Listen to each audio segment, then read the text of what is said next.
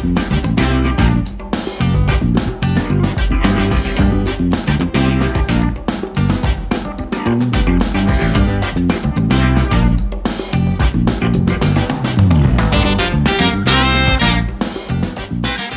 Crafty friends, it's Caroline, and I wanted to hop back on here really quick and do a super fast video to demonstrate how it was that I cut 4 different sized albums from 2 sheets of 12 by 12 chipboard.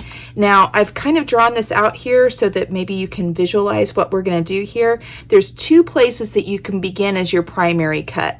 You can either begin your primary cut at 7.5 inches, which is from the side, so 7.5 inches, and you can cut all the way over, or you can begin your primary cut at 6.5 inches. I'm going to start mine at 6.5 inches, but like I said, it doesn't matter either way. You're basically going to cut this into 2 pieces, whether it be this way or this way. We're going to cut it into 2 pieces before we complete the rest of our cuts. So the first thing I'm going to do is I'm going to put this in my my trimmer.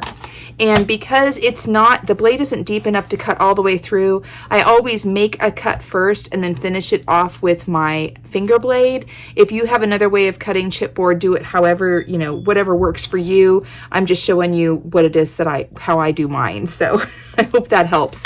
So I'm gonna put this in here. I'm gonna give my initial cut at 6.5 inches.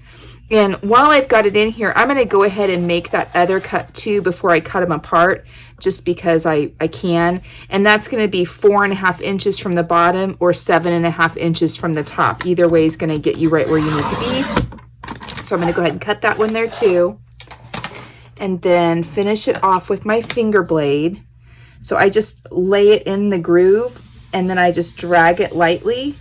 And I have not had any problems with it, cutting crooked or anything, because that initial pass on there created a groove and it sort of will hold my blade into place. I'm just drawing it very lightly until it loosens itself up.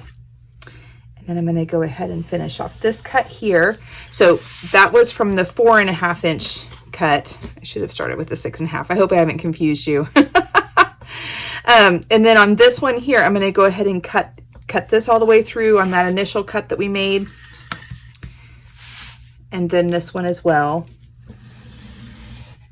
So these are the cuts that we've made so far. And what I'm left with are 4 pieces of chipboard, okay? And I need to make 2 additional cuts so that I can start harvesting out the spine pieces for them. So currently this piece up here measures 6.5 by 7.5. And this piece here measures 5.5 by 4.5. We're going to cut 1 inch off of the 7.5 inch side on this one, and we're going to cut 1 inch off of the 5.5 inch side on this one, and I'll be right back. Okay, so I've gone ahead and cut this 1 inch off of the 5.5 inch side of this 4.5 by 5.5 inch piece, leaving me with one that is 4.5 by 4.5 and one that is 1 by 4.5. And then I've cut the 1 inch piece off of this 6.5 by 7.5 inch piece, leaving me with a piece that is 6.5 by 6.5 square and a piece that's 1 by 6.5. And now I'm going to make exactly the same cuts on a second sheet of chipboard, and I'll be right back. Okay, so now I've cut a second piece of chipboard in exactly the same way, and it's leaving me with 2 of each of these pieces that I've cut. And I only have 1 cut remaining. So what I'm going to do is I'm going to pair up all my pieces with their accompanying spines so that we have them set for the album bases that we need. So the 2 pieces that are 6.5 by 6.5 are going to be paired up with one of these pieces here that's 1 by 6.5, and that's going to be the spine for that one. And I'm just going to put a clip on it so that I don't lose them. And then I'm going to pair up the 2 pieces that are 4.5 by 6.5 with one of the pieces here that is a 4.5 by 1. So I've paired up the 2 4.5 by 6.5 with one of the pieces that's 4.5 by 1. And then the remaining 4.5 by 1 inch piece is going to be paired up with the 2 pieces that are 4.5 by 4.5. And that's going to be the spine for it. Now I'm left with one piece that is 1 inches by 6.5 inches and two pieces that are 5.5 by 7. Obviously I can't use the 6.5 inch length on a spine for the 7.5 inch side, but I can certainly do it on the 5.5 inch side. I simply need to cut 1 inch off of this, and we've got that one taken care of as well. So now I've gone ahead and trimmed this down so that it is 5.5 inches by 1 inch. I have one little tiny 1 inch square piece, and this is my only waste. It's my only leftover piece from those two pieces we began with. These are going to get paired up here for a 5.5 by 7.5 inch album. And now I have created cuts for album bases for 4 different sized albums out of 2 pieces of chipboard, and I've only got this one tiny little piece of chipboard left as a scrap, and this just makes me so very happy. Now, the reason that I chose to do these particular sizes are that obviously the 5.5 and 7.5 inch album base is going to be perfectly sized to house photos up to 5 by 7. The 4.5 by 6.5 is sized perfectly for 4 by 6 photos or smaller. The 4.5 by 4.5 album is just a cute little mini. It's really great for any size photo that you can trim down, or to use your instant cameras to print off those photos with, or Instagram sized photos. They're really great for this also.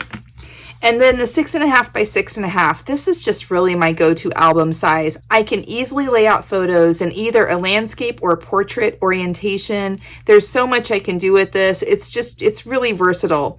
But how nice is this that I can get a nice variety of album bases all out of 2 full sheets of 12 by 12 chipboard and only have this tiny little scrap. You guys, it just makes me so happy. Like I said in my earlier video, obviously you are limited to the 1 inch spine size if you do these. You're also limited to having these albums oriented landscape on both the 4.5 and the 6.5 inch albums.